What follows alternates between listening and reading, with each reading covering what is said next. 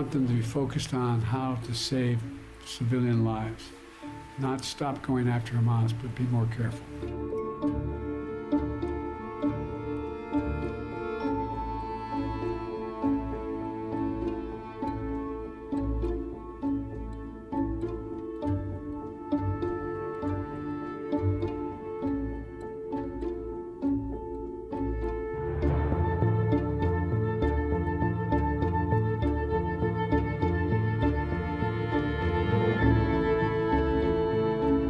Tougher times are coming in the U.S.-Israeli relationship, Ali, and you've got 2024 looming, where sound policy is likely to be increasingly in conflict with what the administration may well regard as sound politics. That's a problem with respect to timing in 2024.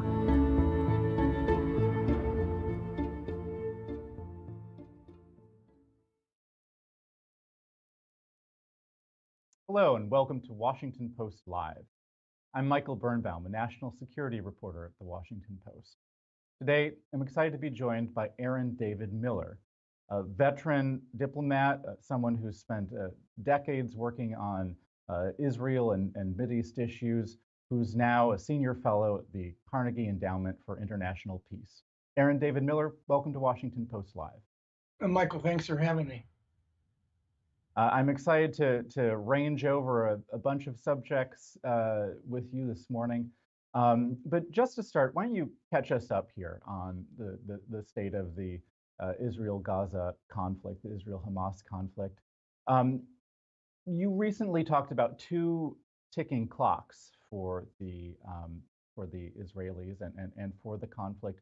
One is the Israeli military clock, the ticking down of its military operations, which it has said could run for months. The other clock is the American political clock, which is President Biden's ability to sustain support for the Israelis as the US presidential campaign ramps up and as criticism increases of how he's handling the situation. How do those clocks stand, and you know, where are we on those pressures? You know, I think the issue of time is critically important here, and I think by the end of January, right now, I think those clocks are, I guess, more or less out of sync. The Israeli military is talking about months of intensive division-sized operations in Gaza, both in the north and the south. The administration is talking about weeks in terms of getting the Israelis to fundamentally alter their military tactics, particularly in southern Gaza, where the humanitarian situation is most acute. So you have months on one hand, pressed by the Netanyahu government, and again, not to put too fine a point in it, I think for this Israeli prime minister, time is also critically important. He needs months more than weeks. He needs some sort of victory in an effort to probably survive what is almost certain to be a political reckoning for him in 2024. And the administration is talking weeks. The president is under enormous pressure. I've rarely seen a more sort of integrated set of pressures on the administration from within the Democratic Party, from American public opinion, clearly the Arabs, the region, and the international community, all pressing to varying degrees and in various ways for the administration to get tougher with the Israelis, to crack down and come to the conclusion that only a cessation of hostilities is going to deal with the humanitarian catastrophe caused by Israel's efforts to degrade Hamas, which is co-locating its military assets in and around and below civilian structures and populations. So the clocks, I think, are still out of sync. And I believe that by the end of January, we're going to know, frankly, whether or not those two clocks, those two senses of operational versus political time, will be in sync. I'm not predicting, and again, I try not to make predictions, particularly in a conflict moving this quickly with so many uncertainties and so many unknowns. We haven't seen an open breach in the U.S.-Israeli relationship. Tensions, yes, divergences on any number of issues. I'm not predicting an open breach. 3 months, we're in the third month of this war, and the Biden administration and the Netanyahu government, despite differences, have seemed to manage at least the public dimension of a fight. And I think that that probably will be, it is, I think, the president's default position, but we'll see. We'll see whether at the end of January, the Israelis do in fact alter their military tactics in a way that would create more time and space for humanitarian surge. And that's what we need. We don't need a dribble. We need a humanitarian surge of assistance into Gaza.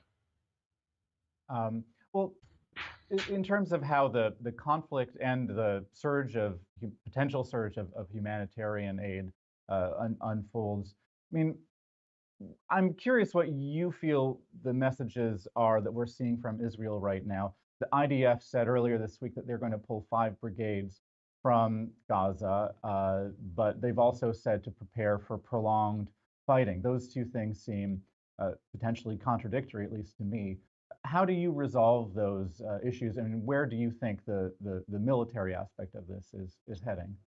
I mean, I think it's hard. I mean, on the face of it, if you looked at Israel's 3 major publicly articulated goals, one, to eradicate, and I think they've walked that back, degrade Hamas's military infrastructure above and below ground. Number 1, kill its senior leaders. Number 2, and redeem the hostages. Number 3.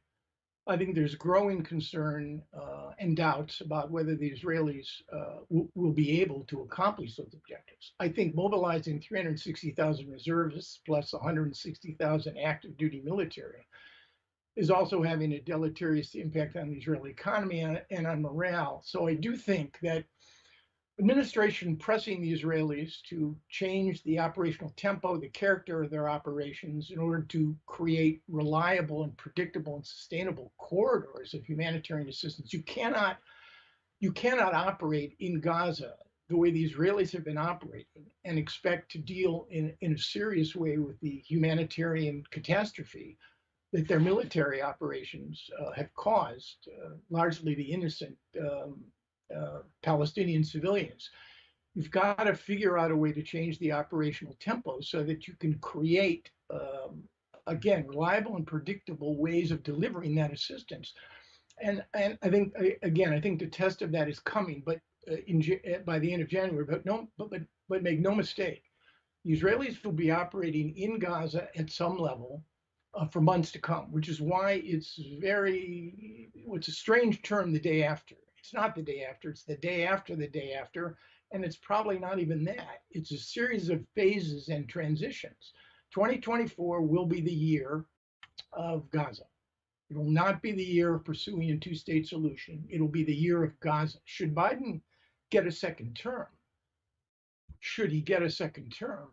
that might coincide with the kinds of leadership changes on both the Israeli and Palestinian side, which are critically necessary if in fact we're going to see any more positive pathway emerge out of the deep and dark tunnel that we find ourselves in now.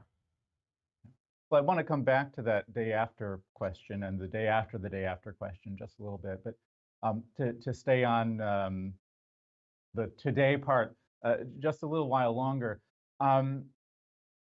I went on the last 2 trips that Secretary of State Antony Blinken made to the region in November and I suppose very early December. And on both of those trips, he had one big ask that he was bringing to the Israelis. The first was the establishment of a humanitarian pause to allow aid to go in and the release of some hostages. The second trip we were there, it was during the pause, and and his big ask was to ask the Israelis to obey much tighter and more careful protocols of combat to reduce harm to civilians in southern Gaza. That's kind of been a mixed bag. I'm curious what you think his next big ask should be the next time he heads to the region, which I think we all think will be pretty soon. What's the big thing that the United States needs to be asking the Israelis right now? I mean, I think it's an integrated package because each dimension, what the United States wants, is related to the other. Clearly, an effort to determine whether or not the Israelis will in fact change the operational tempo and character of their military operations in Gaza from division size operations affecting the entire Gaza Strip to brigade-size, more intelligence-driven, focused operations.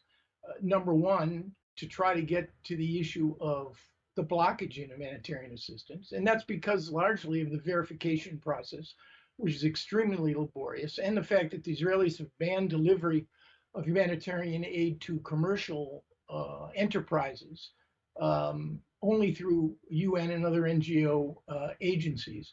And finally, again, the question of operational military tactics is related to the delivery of humanitarian assistance, in large part because you simply cannot surge humanitarian aid into unpredictable, or in many cases, free fire zones in southern Gaza. Hostages may well be on the Secretary's mind, but humanitarian pauses for hostages and prisoner releases seems to me not to be the focal point right now, partly because I think as the Israelis tighten the noose on Hamas, I think the hostages become ever more valuable to Yahya Sinwar and those top Hamas leaders who are reserving the 129 perhaps hostages, 20 or so that the Israelis have concluded were either murdered in the wake of October 7, their bodies brought back into the Gaza Strip, or died in captivity, that Hamas is holding out for trading those hostages for what they really want, which is a cessation of hostilities, an Israeli withdrawal from Gaza. That's not going to happen. And then a asymmetrical release of Palestinian prisoners. I still believe that Yahya Sinwar, who is driving this operation, still believes somehow that he can win. So the Israeli strike against Salah Haruri yesterday in Beirut, a top Hamas liaison between Iran and Hamas and Hezbollah and Hamas has, I think, put a chill on the prospect of hostage or prisoner releases that wasn't going anywhere anyway. So that's clearly a concern. And then, of course, Michael, you've got the problem of the day after and the day after the day after that. And that issue is being complicated by the fact that the prime minister is mixing the national interest of the state of Israel, in my judgment, with his own political interest. And avoiding discussion of that day after avoids conflict with members of his coalition. And above all, Benjamin Netanyahu needs to remain prime minister of Israel to have any chance at all of escaping. And he's due to testify, by the way, I think in February, before 3 judges, Jerusalem District Court. He's been indicted for bribery, fraud, and breach of trust. That trial's been ongoing now for 3 years. So again, political survival is mixed, sadly, at a critical time in the history of the state of Israel, with the exigencies of his political survival. And I think that leads, frankly, to bad decision making, to say the least. Is there anything that the Biden administration can do to affect those political aspects? I mean, as you said, Benjamin Netanyahu, the prime minister of Israel, is concerned about his political future. I think a lot of people suspect he'll have trouble holding on to office when the war ends. That would give him some amount of encouragement, I think, or reason to extend the war. From the American perspective, how what's the interface there to try to reduce those political calculations on his end? Yeah, it's tough because the prime minister's got 2 governments. He's got the war cabinet, which was formed courtesy of Benny Gantz in an act of, I think, selfless patriotism, joining a government at his instigation, even though he profoundly mistrusts Benjamin Netanyahu. That's one government that Netanyahu has to maintain. He wants to maintain. If Gantz should leave the government and tell the nation why he was leaving the government, I think you could begin to see an unraveling of the current political constellation in Israel, maybe a formation of a new government or elections. And then he's got his old government, the most extremist, right-wing, homophobic government in the history of the state of Israel, which, again, he needs to maintain with 2 extremist ministers, Itamar Ben-Gvir and Bezalel Smotrich, who want to hear nothing about the day after. Certainly, if the day after involves the return of the Palestinian Authority to Gaza, however fanciful that may be at the moment, let alone the prospects of any serious discussion of a two-state solution. So he's managing. Joe Biden, I have to say, from the beginning, has demonstrated a degree of preternatural support for Israel, which is actually quite remarkable. I think it's driven, frankly, by the president's persona. He alone among modern American presidents, he has no equal in this, a president who has had decades of experience with the state of Israel and actually considers himself, witness his wartime visit to Israel. There was some debate within his administration about whether he should go, and he said he needed to go. I think the quote was to look them in the face, to look them in their eyes. That emotional attachment to the state of Israel, to the people of Israel, not to the Netanyahu government, to the idea of Israel, I think has informed the president's policies and willingness to accommodate rather than to confront. So I think the administration has all kinds of leverage should it choose to use that leverage. But I think Biden is probably not going to use it because I think on two or three key issues, Michael, the administration doesn't have any better answers for the Israelis than the Israelis do. Number one, how do you eradicate Hamas in a densely populated area, twice the size of the District of Columbia, with a population density now of anywhere from 20 to 30,000 humans per square mile? How do you do that without inflicting grievous harm on Palestinians? Number two, how do you surge humanitarian assistance into what is essentially a free fire zone? And number three, how do you combine the elements of a day after or any sort of transition when, in fact, that may well depend on what the Israelis can and cannot accomplish with respect to their military operations? I don't think the administration has what I would consider compelling answers for the Israelis on any of those questions. And as a consequence, I think Biden has made a judgment. And maybe Israeli-Saudi normalization is still in the back of his mind. I suspect it may be that, in fact, he's not ready and doesn't think it's productive to get into a public breach or to use leverage. What could he do? He could slow walk or cancel munitions deliveries. He could decide to be more proactive in New York, abstaining or even voting for a UN Security Council resolution. And in the nuclear option, he could join the chorus, which the international community is now in harmony on, of calling for a cessation of hostilities. I don't think, frankly, and I could be wrong, we'll see by the end of January where we stand, that the administration is trending to doing any of those things. Yeah, well, on that subject, so clearly Biden is sustaining a lot of political heat, both from his own Democratic coalition. He's sustaining a lot of heat from, global pressure. You look at those UN votes, and it is a large part of the world's countries lined up against Israel and the United States. On that leverage question, the administration officials I talk to say they feel that they've kind of needed to take this public-private approach, a two-track approach. One, the public bear hug, the embrace of Israel, and then in private applying pressure. They say that if they had broken with Israel or been tougher on Israel publicly early on, that they'd have less leverage now, that the situation would be even worse. And part of that, they say, that the Israelis generally have enough munitions already kind of in their storehouses to wage whatever war they're going to wage on Gaza.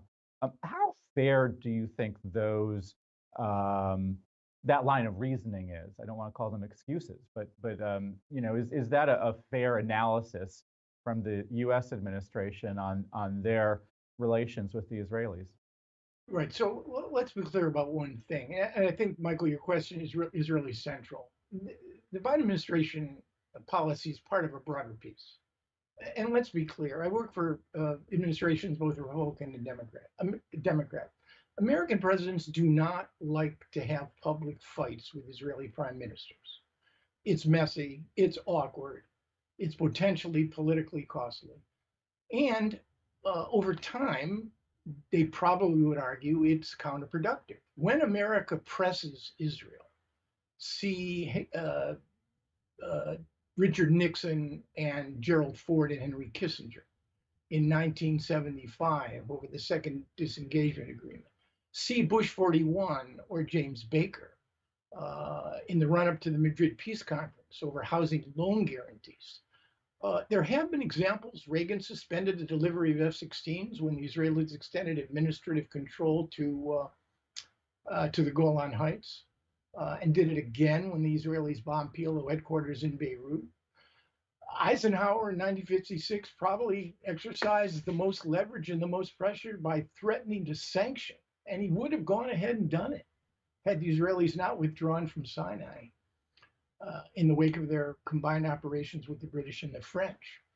But by and large, pressure on Israel from any administration, not just this one, has been the clear exception rather than the rule. And now, this is unlike most other instances. You've got a traumatized, you have two traumatized societies, but you have a traumatized Israel in the wake of October 7th.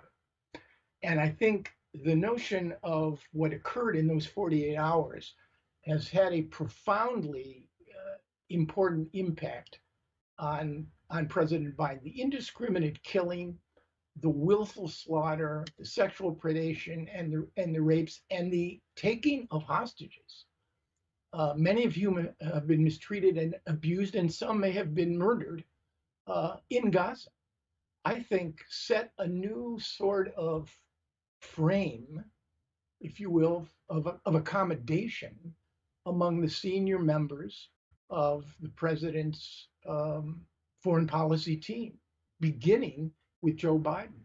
And while I think the administration came late to the game in expressing sort of empathy and bonding with the catastrophe that has been wrought on the population of Gaza, there's a clear sense, and there always has been, that the special relationship with the state of Israel sometimes and it becomes an exclusive relationship. I don't think that's happened here. I think the administration has pressed the Israelis. I don't think there would have been a scintilla, for example, of any humanitarian aid, however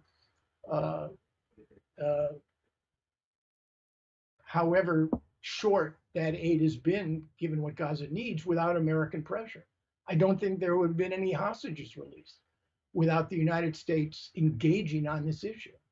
I also think that the Israelis might have preempted Hezbollah in Lebanon during the first week of, in the aftermath of October 7 without American pressure. So there has been pressure. There has been pressure, but I think you're quite right. I think the administration believes, whether you call it a bear hug or applying, creating trust and confidence, so at moments when it really counted, the administration would apply pressure. It's worked partly. I don't think the strategy has been by any means a resounding success. Again, I think the end of January, if there is a moment of truth in the U.S.-Israel relationship, and there usually never is, I think that the end of January will give us a better sense of whether or not the administration believes its strategy has been working, and if not, if it hasn't, how is the administration going to adjust? Well, our time is winding down here. I want to make sure we talk a little bit about the day after, which is tremendously complicated. We received over 400 audience submissions, audience questions here, and I'd like to turn to some of those. A lot of them were about those day after questions. The Biden administration has said it wants a role for a revitalized Palestinian Authority running Gaza. Benjamin Netanyahu has basically said no. We have one question from our audience. Ann Carlson from Idaho asks, where are the non-Hamas Palestinian leaders? Is there anyone ready to take over for Abbas? Is it too dangerous to step forward, or are they being ignored by Western media? What do you say? I mean, it's a very good question. I wish I had a really good answer to it. I mean, I think both Israel and Palestinians are suffering acute crises in leadership. On the Israeli side, there's a more formal mechanism to induce leadership changes. I think by the end of 2024, you'll probably see one. On the Palestinian side, it gets extremely complicated for so many reasons. You have a Palestinian Authority that controls 40% of Gaza, excuse me, of the West Bank. It has zero credibility on the street. Mahmoud Abbas, now in the 18th or 19th year of a 4-year term, at 88, has zero credibility. The PA's authoritarian structure, the nepotism, the corruption, all of that has drained it of significance. Abbas canceled elections in 2021, which I think provided a real moment of inflection, both for Hamas and for younger Palestinians. Increasingly has lost touch with the Palestinian Authority. Succession, I don't think Pythia, reading the best of coffee grinds or goat entrails, could tell you right now who or what would succeed Mahmoud Abbas. And therein lies a huge problem. Now, the Israelis have played a critically important role in weakening that Palestinian Authority, in facilitating the fact that Abbas has no credibility or street cred, so to speak. So it's a combination of internal dysfunction and Israeli policy that's created this crisis. If Hamas survives in any meaningful way, then I think the Palestinian national movement will remain what it has been, except in a worse possible shape. It's like Noah's Ark. There are two of everything: two constitutions, two sets of patrons, two sets of security services, two statelets, one in Gaza, one in 40% of the West Bank that the Palestinian Authority and Fatah, Abbas's party, controls. So again, I wouldn't insult the intelligence of anybody on this call to even venture a guess as to what the new leadership structure on the Palestinian side would be. I will say this: it strikes me as the objective that the administration is pursuing, Palestinian governance for Gaza, makes obvious, tremendous sense. Whether or not, how quickly a Palestinian Authority revitalized, reformed, re-energized, the new RPA, so to speak, it's going to take time. And it's going to depend in some respects on the transition phases that follow the changing nature of Israel's military operations in Gaza. And I think nobody, Michael, neither you nor me nor anyone in the administration, frankly, has a good sense of where the Palestinians are headed on the day after, or the day after the day after. We have about a minute left here. Maybe just one quick last question about, on that day after, those day after issues. I'm curious your sense of what role there are for Arab states to either help rebuild, potentially help govern, help sustain a Palestinian governance of Gaza after this conflict ends. What's their role I think in 1 minute? It can be a critically important role, as long as Gaza first is not Gaza only. I think the price for Arab state admission to this process is going to be some serious effort on the part of the administration to tether what happens in Gaza to the pursuit of a broader political horizon, and therein lies a huge problem, Michael, for everybody, both driven by American politics, driven by the uncertainty of Israeli politics. I wonder, Michael, if I could just end up perhaps on a more hopeful note in 45 seconds, if I could. Yes, let's do it. I was thinking the other day, I was in Jerusalem October 6, 1973, when Israel and Egypt and Israel entered the October War. And I watched the traumatized society, and yet within 6 years, Egypt and Israel signed a full treaty of peace. September 13th, 1993, 20 years later, I sat on the White House lawn watching Arafat, Clinton, and Rabin sign the Oslo Accords. In the first instance, in 73, trauma turned to hope. In the second instance, 93, hope turns to trauma. And my conclusion from this is that the arc of history bends in ways that none of us, neither you nor me nor anyone, can predict. And frankly, we're in a long, dark tunnel. There's no question about it. But I think it mandates that all of us not give in to the forces of hopelessness and despair and try to do everything we can, not just hope, but try to do everything we can to try to see if we can bend that arc in a more positive and enlightened direction. All right, well, hope and bending the arc, we'll have to leave it there, but I'm glad that you steered our conversation in that direction. Thank you so much. Aaron David Miller, we really appreciate your joining Washington Post Live. Thanks so much for this conversation today. And thanks, Michael, for having me. That's all we have time for today, but we'd love if you'd come to some of our upcoming conversations. You can check us out at WashingtonPostLive.com, register for our upcoming discussions.